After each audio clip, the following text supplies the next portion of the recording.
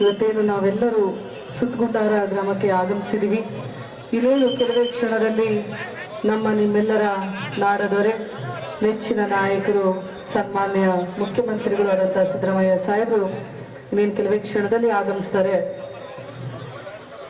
ಇದು ಅನಿವಾರ್ಯವಾಗಿ ಬಂದಂತ ಚುನಾವಣೆ.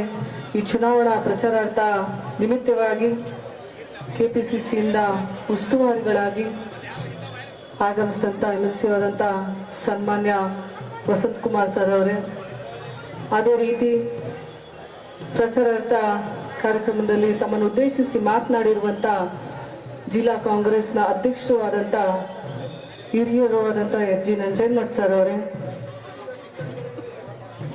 ಅದೇ ರೀತಿ ಮಾನ್ಯ ಹಿರಿಯರು ಶಾಸಕರು ಆದಂತ ಹಂಪನಗೌಡ ಬಾದಲಿ ಸರ್ ಅವರೇ, ಅದೇ ರೀತಿ ಮಾಜಿ ಸಚಿವರು ಆದಂತ ಅಜಯ್ ಕುಮಾರ್ ಸರ್ ಅವರೇ, ಹಾಗೂ ನನ್ನ ಪತಿಯವರು ಹುನಗುಂದ ಮತಕ್ಷೇತ್ರದ ಶಾಸಕರು ಆದಂತ ವಿಜಯಾನಂದ ಎಸ್ ಕಾಶ್ಯಪ್ನವರವರೇ, 2023ರ ತೇರ್ದಾಳ್ನ ಅಭ್ಯರ್ಥಿಯೂ ಆದಂತ ಸೋದರ ಸಮಾನರಾದಂತ ಸಿದ್ದು ಕೊಣ್ಣೂರು ಅವರೇ, ಹಾಗೂ ಸೋದರ ಸಮಾನರಾದಂತ ಮಲ್ಲು ಚರಂತಿಮಠ ಅವರೇ, ಮಾದೇವಿ ಅಕ್ಕ ಅವರೇ, ಕಿಸಾನ್ ಘಟಕದ ಅಧ್ಯಕ್ಷರು ಆದಂತ ಗಿರೀಶ್ ಅಂಕಲ್ಗಿ ಅವರೇ, ನಮ್ಮ ನಿಮ್ಮೆಲ್ಲರ ಕೇಂದ್ರ ಬಿಂದುಗಳು, ಇವತ್ತಿನ ಈ ಉಪ ಚುನಾವಣೆಯ ಅಭ್ಯರ್ಥಿಯು ಕಾಂಗ್ರೆಸ್ ಪಕ್ಷದ ಅಭ್ಯರ್ಥಿಯೂ ಆದಂತ ಸೋದರ ಸಮಾನರಾದಂತ ಉಮೇಶ್ ಅಣ್ಣ ಮೇಟಿ ಅವರೇ, ಅದೇ ರೀತಿ ವೇದಿಕೆ ಮೇಲೆ ನಮ್ಮ ರಾಂಪುರವರಾಗಿರ್ಬೋದು, ಬಸವಂತಪ್ಪ ಮೇಟಿಯವರಾಗಿರ್ಬೋದು, ಹಾಗೂ ಶಿವಾನಂದ ಅಣ್ಣವರಾಗಿರ್ಬೋದು, ಸಾಕಷ್ಟು ಜನ ಬಿಜಾಪುರ್ನ ಹಿಂದ ಘಟಕದ ಅಧ್ಯಕ್ಷರಾಗಿರ್ಬೋದು, ಸಾಕಷ್ಟು ಜನ ವೇದಿಕೆ ಮೇಲೆ ಗಣ್ಯಮಾನ್ಯರಿದ್ದಾರೆ. ಸಮಯದ ಅಭಾವ ಇರೋದ್ರಿಂದ ವೇದಿಕೆ ಮೇಲೆ ಉಪಸ್ಥಿತಿರುವಂತ ಎಲ್ಲ ಗಣ್ಯಮಾನ್ಯರಿಗೂ ಹಾಗೂ ಯಾವತ್ತೂ ಕೂಡ ಸುತ್ತಗುಂಡಾರ ಗ್ರಾಮದ ಗುರು ಹಿರಿಯರಿಗೂ ಹಾಗೂ ಸುತ್ತಮುತ್ತಲಿನಿಂದ ಆಗಮಿಸಿದಂತ ಗುರು ಹಿರಿಯರಿಗೂ, ತಾಯಂದಿರಿಗೂ, ಯುವಕ ಮಿತ್ರರಿಗೂ, ನನ್ನ ನೆಚ್ಚಿನ ಮುದ್ದು ಮಕ್ಕಳಿಗೂ, ಪತ್ರಿಕಾ ಮಾಧ್ಯಮದವರಿಗೆ, ಎಲೆಕ್ಟ್ರಾನಿಕ್ ಮೀಡಿಯಾದವರಿಗೆ, ಹಾಗೂ ವಿಶೇಷವಾಗಿ ಮೇಟಿ ಸರ್ ಕುಟುಂಬದ ಅಭಿಮಾನಿಗಳಿಗೆ ಎಲ್ಲರಿಗೂ ನನ್ನ ನಮಸ್ಕಾರಗಳು. ಮೊನ್ನೆ 23ನೆಯ ಚುನಾವಣೆಯಲ್ಲಿ ನಿಮ್ಮ ಗ್ರಾಮಕ್ಕೆ ಆಗಮಿಸಿದ್ದೆ ನಾನು. ನಿಮ್ಮೆಲ್ಲರ ಒತ್ತಾಯದ ಮೇಲೆ ಸುತ್ತಗುಂಡಾರ ಗ್ರಾಮಕ್ಕೆ ಆಗಮಿಸಿ ಭರ್ಜರಿ ಪ್ರಚಾರ ಮಾಡದಂಥದ್ದು ಇನ್ನೂ ಬಾಸಿಲ್ಲ. ಅದು ನಿಮ್ಮೆಲ್ಲರ ಕಣ್ಣಿಗೆ ಕಟ್ಟದಂಗಿದೆ. ನಮ್ಮೆಲ್ಲ ಯುವಕ ಮಿತ್ರರು, ತಿಪ್ಪಣ್ಣವರು ಒಳಗೊಂಡಂತೆ ಸಾಕಷ್ಟು ಎಲ್ಲ ಯುವಕ ಮಿತ್ರರು ಬಹಳ ಅಭಿಮಾನದಿಂದ ನನ್ನ ಚುನಾವಣಾ ಪ್ರಚಾರಾರ್ಥವಾಗಿ ಇಲ್ಲಿ ಕರ್ಕೊಂಡ್ಬಂದಿದ್ರು. ಆ ಚುನಾವಣಾ ಪ್ರಚಾರ ಮಾಡಿ ಅವರನ್ನ ಶಾಸಕರನ್ನಾಗಿ ಮಾಡಿ ಈ ಕ್ಷೇತ್ರದ ಅಭಿವೃದ್ಧಿ ಮಾಡಬೇಕು, 5 ವರ್ಷದ ಅವಧಿಗೆ ಅವರು ಶಾಸಕರಾಗಿ ಇನ್ನು ಹೆಚ್ಚು ಹೆಚ್ಚು ಕೆಲಸಗಳನ್ನ ಮಾಡಬೇಕು ಅಂತೇಳಿ ಬಹಳ ಉತ್ಸಾಹದಿಂದ ಅಂದಿನ ದಿನದಲ್ಲಿ ಯುವಕರನ್ನ ಒಳಗೊಂಡಂತೆ ಎಲ್ಲ ಹಿರಿಯರು ಹಾಗೂ ನನ್ನೆಲ್ಲ ತಾಯಂದಿರು ಬಹಳ ಉತ್ಸಾಹದಿಂದ ಚುನಾವಣೆ ಮಾಡಿದ್ರಿ. ಇವತ್ತು ಅನಿವಾರ್ಯವಾಗಿ ಅವರಿಗೆ ದೇವರು ಇನ್ನ 5 ವರ್ಷ ಒಂದು ಸಂಪೂರ್ಣ ಅವಧಿಯ ಮುಗಿಸುವಂತ ಒಂದು ಆಯುಷ್ಯನ ನೀಡಬೇಕಾಗಿತ್ತು.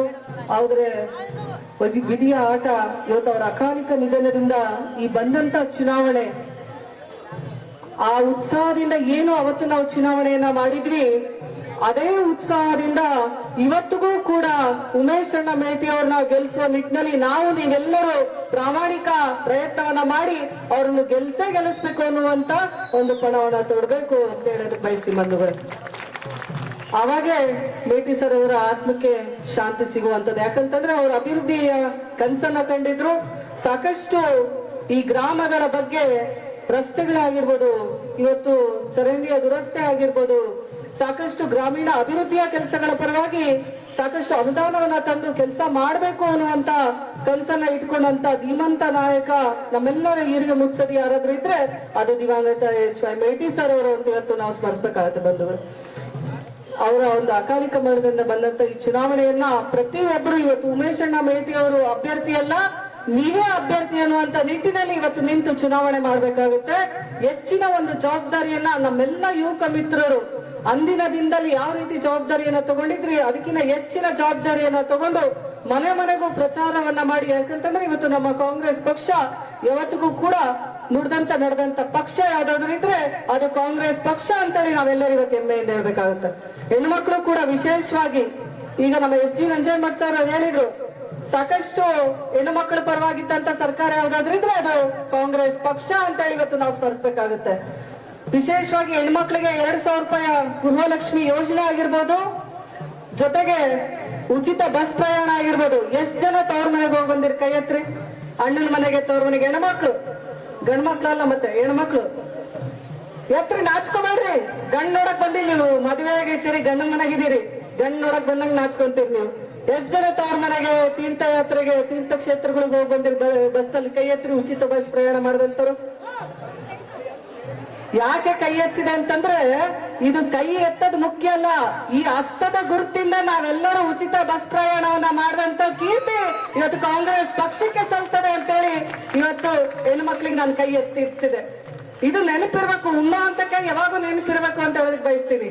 ಅನ್ನ ಹಾಕಿದ ಕೈ ಇದು. ಹೆಣ್ಮಕ್ಳಿಗೆ 2,000 ರೂಪಾಯಿ ಕೊಟ್ಟಂತ ಕೈ, ಉಚಿತ ಬಸ್ ಪ್ರಯಾಣ ಮಾಡಿ ಅಣ್ಣನ ಮನೆಗೆ.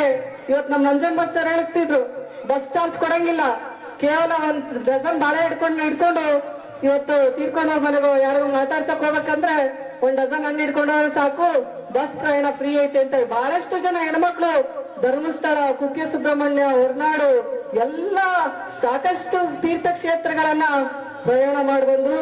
ಇವೆಲ್ಲ ಪುಣ್ಯ ಕೂಡ ಇವತ್ತು ನಿಮಗೆ, ನಿಮ್ಮ ಕುಟುಂಬಕ್ಕೆ ದೊರಕ್ಲಿ ಅನ್ನೋವಂಥದ್ದು. ಇವತ್ತು ಹೆಣ್ಮಕ್ಳು ಮನೆ ಬಿಟ್ಟು ಹೊರಗೆ ಬರುವಂತದೇ ಕಡಿಮೆ. ಹೊರಗ್ ಬರ್ಬೇಕು ಅಂತಂದ್ರು ಗಂಡಂಗಾದ್ರೂ ದುಡ್ಡಿಗೆ ಕೈ ಚಾಚಬೇಕು, ಇಲ್ಲ ಮಕ್ಳಿಗಾದ್ರೂ ದುಡ್ಡಿಗೆ ಕೈ ಚಾಚಬೇಕು. ಆದ್ರೆ 2,000 ರೂಪಾಯಿನೂ ಕೈಯಾಗ ಕೊಟ್ಟು, ಉಚಿತ ಅಕ್ಕಿಯನ್ನು ಕೊಟ್ಟು, ಜೊತೆಗೆ ಇವತ್ತು ಉಚಿತ ಬಸ್ ಪ್ರಯಾಣವನ್ನ ಮಾಡಿದಂತ ಏಕೈಕ ಸರ್ಕಾರ ಯಾವ್ದಾದ್ರು ಇದ್ರೆ ಅದು ನಮ್ಮ ಕಾಂಗ್ರೆಸ್ ಪಕ್ಷ ಅಂತೇಳಿ ನಾವೆಲ್ಲರೂ ಹೆಮ್ಮೆಯಿಂದ ಇರ್ಬೇಕಾದ ಬಂಧುಗಳೇ.